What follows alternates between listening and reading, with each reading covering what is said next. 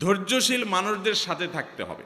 কিছু মানুষ আছে দেখবেন যে তুফান হয়ে গেছে, কিন্তু উনি ঠান্ডা মাথায় সব কিছু ডিল করছেন, অস্থির হচ্ছেন না, হুলস্থুল করছেন না, এবং খুব ঠান্ডা মাথায় উনি শান্ত মেজাজে সব কিছু ডিল করে ফেলছেন, সব কিছু সমাধান করে ফেলছেন।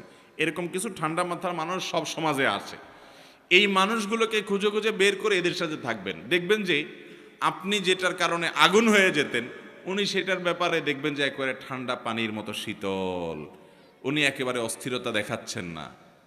এরকম মানুষগুলোর সোহবত এবং সান্নিধ্য আপনাকে সবরকারী হতে সহায়তা করবে। এটা সব দিকেই পাবেন। কিছু না কিছু মানুষ পাবেন যে তারা খুব বেশি সবর করতে পারে, তাদের মধ্যে আত্মনিয়ন্ত্রণ ক্ষমতা অনেক বেশি। তাদের সান্নিধ্যে যত বেশি থাকবেন তত বেশি আপনার মধ্যে এই সবর করার মানসিকতা আসবে ইনশাআল্লাহ।